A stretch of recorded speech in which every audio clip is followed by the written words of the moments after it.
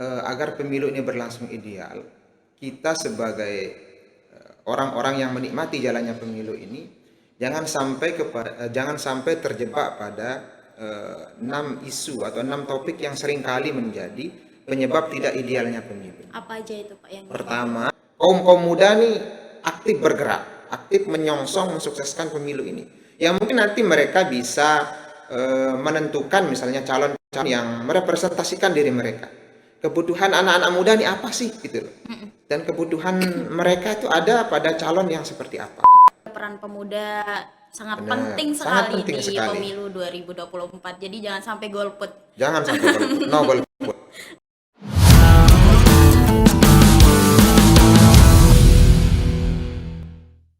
Oke, Assalamualaikum warahmatullahi wabarakatuh. Kembali lagi bersama kami di Kaum Podcast IBC Islamik Berkarakter dan Cerdas. Pada siang hari ini masih bareng aku Pia Kamalia Kartika, bakal nemenin sahabat di rumah atau dimanapun berada.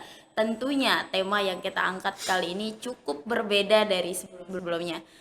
Tema yang akan kita angkat kali ini cukup banyak dibahas di beberapa platform dan makin marak juga dibahas di semua kalangan gitu.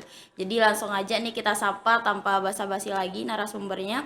Assalamualaikum, selamat siang Bapak. Waalaikumsalam warahmatullahi wabarakatuh. Siang, Pia Kamalia. Iya, selamat datang juga nih kami ucapkan kepada Bapak selaku penyelenggara pemilu di tahun 2024 nanti. Nah, kali ini kita bakal ngebahas bagaimana sisi gelap pemilu 2024. Ya, agak berat materinya nih ya. Jadi nanti kita bakal ngebahas topik yang cukup berbeda ini Pak. Siap. Sebelum itu mungkin Bapak gimana kabarnya? Alhamdulillah baik sekali kabarnya. Alhamdulillah sehat Pak. Sehat. Tadi Alhamdulillah. dari KLU ke sini. Tapi Insya alhamdulillah Allah. masih sehat. Alhamdulillah. Ngomongin soal pemilu Pak. Iya. Pemilu 2024. Apa saja yang perlu diwaspadai oleh masyarakat saat ini menjelang pemilu 2024? Oke.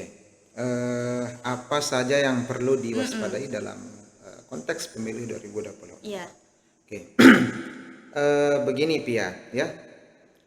Untuk menuju sebuah pemilu yang ideal itu kan, jadi tidak ada chaos di dalamnya, ya. Tidak ada tidak ada kekacauan, tidak ada konflik dan segala macam.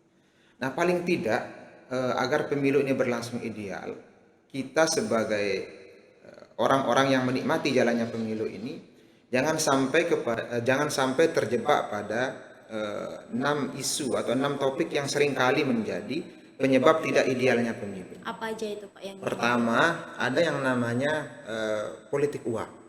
Ya. Jadi politik uang itu sangat berpengaruh dan tidaknya terhadap ideal dan sebuah proses pemilu.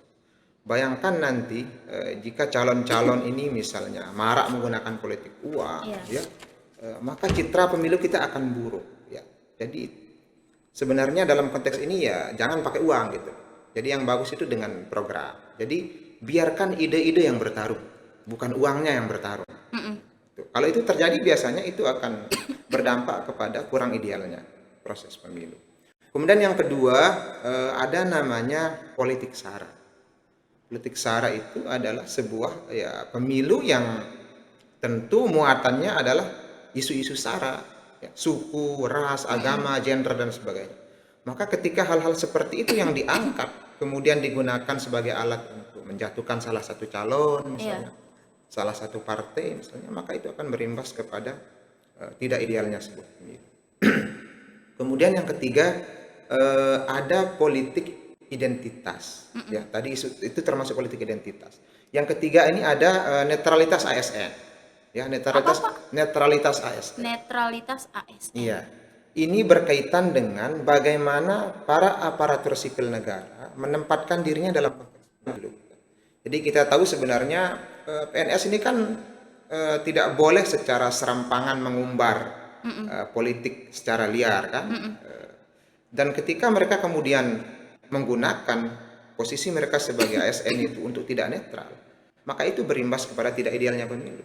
Karena mereka kan seharusnya bekerja untuk negara, ya kan, fokus mengabdikan diri untuk negara tanpa harus misalnya nanti sibuk-sibuk kampanye, ya kan, kemudian turun apa namanya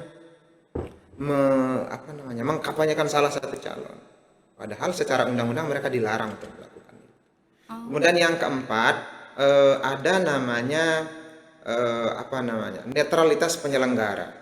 Netralitas penyelenggara itu berkaitan dengan bagaimana integritas seorang penyelenggara. Misal saya sebagai PPK, ya, itu sudah jelas apa tugas dan fungsi saya. Apakah kemudian saya tidak netral dengan posisi saya sebagai penyelenggara? Kalaupun saya tidak netral, maka itu akan potensi menimbulkan gejolak, ya. Gejolak, konflik dan sebagainya. Yang itu berimbas kepada tidak idealnya proses pemilu. Kemudian selain netralitas penyelenggara, ada juga yang kelima itu berita hoax. Berita hoax itu berkaitan dengan ya penyebaran informasi-informasi yang dalam tanda kutip itu berita bohong, ya, berita bohong yang tentu secara pendidikan itu tidak bagus ya untuk pemilih. Jadi antara berita hoax itu misalnya ya biasanya bombastis, ya, bombastis. Misalnya dia menyerang salah satu calon misalnya dengan bahwa calon A ini adalah calon yang mendukung Israel misalnya. Calon A ini adalah calon yang mendukung LGBT. Padahal itu tidak bisa dibuktikan secara fakta. Kurang lebih seperti itu. Yang keenam ya, Tia, ada pelanggaran masa kampanye. Ya misalnya nanti ada beberapa partai politik, kemudian ada misalnya calon yang mencuri star kampanye tidak berdasarkan jadwal yang sudah ditetapkan, misalnya oleh KPU ataupun yang Bawaslu. Nah, artinya apa? Semuanya harus dalam koridor aturan, ya, baik itu aturan yang berdasarkan KPU maupun yang berdasarkan Bawaslu. Intinya tidak mencuri star kampanye sesuai dengan jadwal yang sudah ditetapkan. Kemudian muatan kampanye itu adalah memang ya paling tidak dia mengandung muatan pendidikan pemilih, ya, bukan hal-hal yang sifatnya merusak pikiran-pikiran pemilih yang barangkali nanti bisa menimbulkan gejolak di tengah masyarakat. Itu tadi Pak yang perlu diwaspadai oleh masyarakat, 6 poin yang Bapak sebutkan. Nah, kiranya Pak yang dibutuhkan masyarakat untuk mereka bisa mengikuti nih pesta rakyat terbesar di Indonesia pada Februari mendatang di 2024. Sekiranya dari 6 poin yang Bapak sebutkan tadi, apakah masyarakat atau pemilih itu perlu nggak sih untuk diedukasi atau disosialisasikan mengenai pemilu yang sehat itu seperti apa? Gitu? Benar. Kalau kita perhatikan sebenarnya orang atau bagian ya yang paling banyak mengambil peran sebenarnya dalam konteks pemilu ini kan masyarakat sebenarnya. Karena animo mereka lah yang paling besar. Bahkan salah satu ukuran pemilu itu berhasil dan tidaknya itu terletak pada partisipasi pemilih. Benar. Dan pemilih itu adalah masyarakat itu sendiri. Maka dalam konteks ini mereka harus banyak mengambil bagian, ya, banyak mengambil bagian untuk ikut serta dalam pemilu. Nah, tentu kita memang perlu melakukan edukasi, ya, baik nanti mungkin edukasi oleh KPU, baik edukasi oleh Bawaslu ataupun edukasi oleh partai politik, ya. Agar apa ya? Agar masyarakat itu ya mungkin nanti bisa dijelaskan legowo kalau menerima perbedaan politik. Jadi perbedaan itu nanti tidak mengarah kepada konflik sosial. Bahwa perbedaan itu adalah fitrah, sunatullah dalam konteks politik gitu. Kemudian mungkin nanti edukasi terkait politik uang. Bahwa sebenarnya masyarakat juga perlu diedukasi juga dalam konteks ini. Ya termasuk para calon juga gitu loh, ya. Tidak melulu menawarkan uang kepada masyarakat, tapi menawarkan ide-ide, gagasan-gagasan yang membangun. Makanya saya katakan tadi, biarkan ide-ide yang bertarung. Ya, jadi itulah yang perlu kita sampaikan kepada masyarakat. Mereka diedukasi tentang ini loh, misalnya program yang akan saya berikan nanti kalau Bapak Ibu memilih saya kalau saya terpilih. Saya rasa kalau orientasinya seperti itu, kemudian pendidikan pemilih ini tidak bersifat spontan, ya, temporal, tapi berkesinambungan, berlanjut, insya Allah masyarakat lambat laun akan tersadarkan bahwa orientasi mereka kemudian tidak lagi kepada uang itu, tapi kepada bagaimana sebuah ide, bagaimana sebuah kebijakan itu nanti mereka dapatkan dan mereka rasakan manfaatnya setelah calon yang mereka usung itu terpilih. Itu benar sekali sih Pak, untuk sosialisasi dan edukasi sangat diperlukan, mengingat apalagi kejadian di lingkungan lah sekitar Pak ya mengenai misalkan menjelang pemilu. Benar. Apalagi kalau dikontekskan dengan masalah pemilih yang bisa dikatakan masyarakat awam gitu. Benar, benar. Kalau nggak dijanjikan sesuatu mereka nggak milih. Benar, benar. Jadi perlu banget Iya, diedukasi. perlu edukasi. Jadi edukasi ke calonnya juga gitu loh. Jadi Iya. calon itu jangan, maksud saya orientasinya kepada memberikan uang, tapi bagaimana mereka memberikan ide-ide, Iya. gagasan, dan program-program. Jauhi serangan pajar.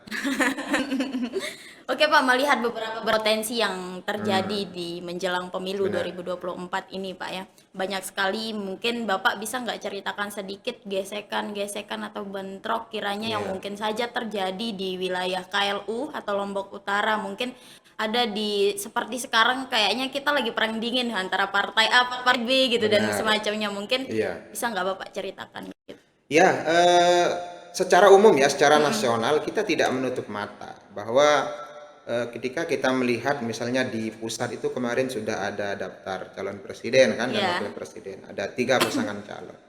Ya, kita tidak menutup mata pasti pencalonan ketiga calon presiden ini tentu memiliki basis massa masing-masing kan, ketiga calon ini memiliki basis massa masing-masing gitu loh di bawah. Dan seringkali memang dukungan-dukungan itu dia terpolarisasi. Iya. Ya, jadi dia terkotak-kotak. Maka yang penting dalam hal ini menurut saya biar gesekan itu tidak muncul ya. Sejauh ini di Lombok Utara alhamdulillah masih ayam-ayam saja. Masih ada. Tapi kita perlu melakukan langkah-langkah preventif, ya, langkah-langkah pencegahan bahwa agar tidak terjadi polarisasi maka ya kayak tadi itu gitu loh. Tidak melakukan 6 hal itu yang saya sebutkan di awal ya, politik uang, netralitas ASN, ya, kemudian politik identitas, kemudian ada penyebaran berita hoax, ya, netralitas penyelenggara, kemudian tidak melanggar kampanye dan sebagainya. Itu adalah indikator-indikator yang nanti bisa menopang jalannya pemilu itu berjalan damai gitu loh, tidak menimbulkan gesekan-gesekan. KLU itu sebenarnya salah satu wilayah yang unik ya. Di sana itu ada rata-rata sebagian besar rumah itu ada berugak-berugak. Iya. Dan biasanya pas momentum pemilu seperti ini, berugak-berugak itu selalu riuh dengan diskusi-diskusi politik. Itu bagus sebenarnya. Jadi itu menunjukkan bahwasanya masyarakat kita tidak lagi apolitis, Iya. ya, tapi mereka sudah peduli kepada hal-hal yang sifatnya politik. Namun tetap kita melakukan langkah-langkah preventif. Jadi semua pihak harus menjaga kondusivitas, ya, semua stakeholder harus ikut terlibat satu sama lain, saling menjaga sehingga gesekan-gesekan itu tidak muncul. Ya, karena walau bagaimanapun seperti yang saya jelaskan di awal, pasti polarisasi itu nanti akan terlihat seperti apa. Ya, apalagi kita sudah melihat ada 3 calon presiden misalnya, belum nanti kalau kita tarik ke lingkup yang lebih bawah ada DPR RI, kemudian ada DPD, kemudian ada DPR provinsi, kabupaten dan sebagainya. Yang saya yakin semuanya itu punya basis massa yang jelas. Dan itu tentu akan membuat polarisasi. Namun bagaimanapun bentuk polarisasinya, yang penting itu tidak mengarah kepada hal-hal yang sifatnya negatif. Kalaupun ada konflik, ya kalau ibarat air itu cukup hangat-hangat saja gitu. Tapi jangan sampai panas mendidih. Bahaya. Bahaya tak. Oke Pak, itu tadi yang mengenai bagaimana potensi yang terjadi di menjelang pemilu 2024 ini. Kemudian menurut Bapak sendiri bagaimana generasi muda saat ini berperan dalam pemilu 2024? Ya, beberapa waktu lalu misalnya kita membaca di media massa, di koran dan sebagainya, keterlibatan kaum milenial ya, kemudian pemilih pemula dalam konteks pemilu tahun 2024 ini cukup besar ya, cukup besar sekali. Angka pastinya saya kurang tahu, tapi itu cukup besar kalau kita. Nah, artinya apa? Dalam konteks ini kaum milenial ya, yang merupakan representasi kaum muda, kan teruji kan? Maksud saya mereka diuji dalam konteks ini. Bagaimana keterlibatan mereka dalam pemilu tahun 2024. Maka seharusnya kalau menurut saya melihat animo mereka yang begitu besar ya, keikutsertaan mereka yang begitu besar dalam konteks daftar pemilih ini, seharusnya kaum muda nih aktif bergerak, aktif menyongsong mensukseskan pemilu ini. Yang mungkin nanti mereka bisa menentukan misalnya calon-calon yang merepresentasikan diri mereka. Kebutuhan anak-anak muda ini apa sih gitu loh. dan kebutuhan mereka itu ada pada calon yang seperti apa. Dan kemudian perlu juga saya rasa organisasi-organisasi kemudaan ya ikut aktif terlibat dalam pemilu ini. Misalnya nanti dalam konteks pengawasan, kemudian membuat kajian-kajian yang sifatnya edukasi politik, ya, yang memang ya anak-anak muda inilah yang perlu menyemarakkan itu gitu. Mereka ikut terlibat. Ya karena memang keikutsertaan mereka dalam konteks pemilu tahun ini luar biasa besar, ya. Jadi seharusnya anak-anak muda ini ya paling tidak mereka punya hajat besar, ya. Hajat besar, ide-ide besar, kemudian ide-ide itu kebijakan-kebijakan nanti itu berorientasi kepada kebutuhan mereka. Sehingga itulah kemudian membuat mereka bergerak aktif. Sehingga suara mereka yang besar dalam DPT itu bukan hanya suara penambah, tapi suara yang bisa menentukan Indonesia ke depan. Termasuk bagaimana program-program itu welcome kepada mereka. Karena satu suara itu menentukan Indonesia ke depannya. Benar, satu suara itu menentukan. Dan dan besok itu ya yang akan mewarisi bangsa ini kan anak-anak muda, ya. Jadi paling tidak ini adalah salah satu cara mereka mempersiapkan diri ya untuk kemudian menyongsong ketika tanggung jawab itu diberikan kepada pundak mereka. Tadi ya peran pemuda sangat penting sekali di pemilu 2024. Jadi jangan sampai golput. Jangan sampai golput. No golput. No golput. No golput. Tagarnya no golput. No golput. Oke Pak, untuk menurut Bapak sendiri pemilu yang ideal itu seperti apa? Selain lubar jordil gitu. Ya. Kira-kira apa aja nih pemilu yang ideal ya? Pemilu yang seharusnya yang semua orang cita-citakan. Iya. Ya ini pertanyaan yang sangat menarik ya. Bagaimana pemilu bisa ideal? Ya. Oke. Menurut saya ya sesuai dengan salah satu tagline, salah satu moto yang diangkat oleh KPU ya ini pemilu sarana integrasi bangsa. Maka kalau kita berkaca dari muatan moto ini ya, maka pemilu yang ideal itu adalah pemilu yang mampu menyatukan ya, menjadi sarana integrasi, sarana pemersatu bagi bangsa. Kita tidak menampik berbeda pilihan, kita tidak menampik berbeda suku, perbedaan agama, perbedaan pilihan politik. Kita tidak menampik semua itu. Pun alangkah baiknya seluruh citra-citra yang berbeda itu kita satukan. Bukankah pelangi itu indah karena warna-warnanya berbeda, ya kan? Itu yang kemudian membentuk sesuatu yang sangat indah di pandang mata. Maka ketika ditanya bagaimana pemilu yang ideal, ya pemilu yang mampu mampu menyatukan seluruh pihak bahwa kita ini walaupun berbeda pilihannya tetap untuk Indonesia yang terbaik gitu loh, Indonesia yang maju, Indonesia yang terus berkembang ya, berdiri sejajar di di antara negara-negara besar dunia. Itulah yang kita harapkan dari pemilu ini.